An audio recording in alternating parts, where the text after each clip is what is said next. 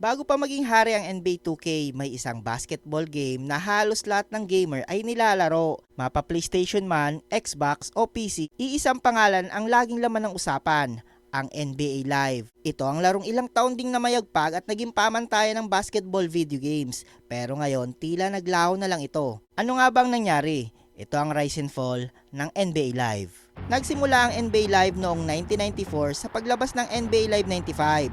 Ang laro ay binuo ng EA Canada at inilathala ng EA Sports, ang gaming division ng Electronic Arts. Noon pa lang malaking hakbang na agad ang ginawa nito dahil isa ito sa mga unang basketball games na gumamit ng isometric camera at mas realistic na gameplay kumpara sa mga nauna. Taon-taon na may bagong NBA Live. Mabilis itong naging paborito ng mga basketball fans, lalo na noong panahon ng Sega Genesis, Super Nintendo, PlayStation at kalaunan ay PlayStation 2. Pagsapit ng early 2000s, halos walang katapat ang NBA Live. Lumabas sa mga sikat na title tulad ng NBA Live 2003, 2004, 2005 at 2006. Dito nakilala ang franchise dahil sa mas magandang graphics, updated na rosters at mga game mode na paulit-ulit nilalaro ng mga fans. Sa panahong ito, si EA Sports ang hari ng sports game. Hawak nila ang FIFA, ang Madden, NHL at syempre ang NBA Live. Kung basketball game ang hahanapin mo noon, malaki ang chance ang NBA Live agad ang bibilhin mo.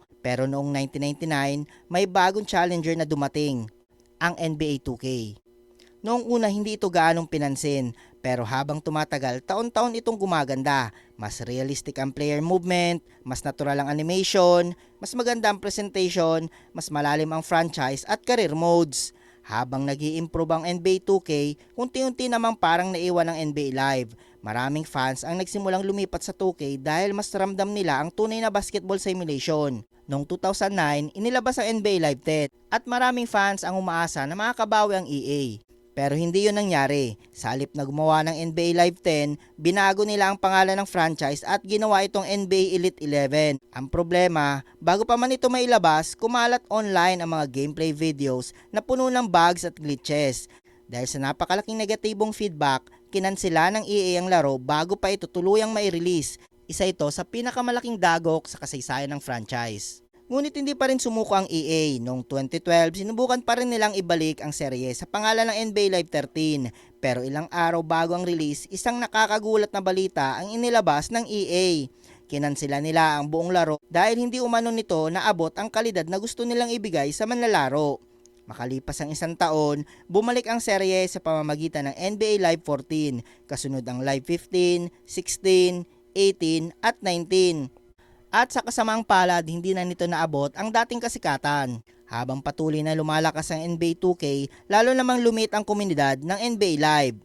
Ang NBA Live 19 na inilabas noong 2018 ang huling pangunahing laro ng franchise hanggang ngayon. Pagkatapos nito, kinansela rin ang mga planong NBA Live 20 at 21 at wala pang opisyal na bagong console release ang EA. Minsan, hindi sapat na ikaw ang nauna. Sa industriya ng video games, ang hindi pagsabay sa pagbabago ay maaaring dumating sa pagbagsak. Mula sa pagiging hari ng basketball games, naging alaala na lamang NBA Live. Pero sino ang nakakaalam, baka isang araw bumalik ito at muling hamunin ang NBA 2K. Kayo sa tingin nyo, babalik pa ba ang NBA Live? I-comment nyo sa comment section at mag-like, subscribe na din para sa susunod nating videos. Maraming salamat. Say it how you want. Trust the process. Run as one. Call next. Or be the answer. As long as you hold your court.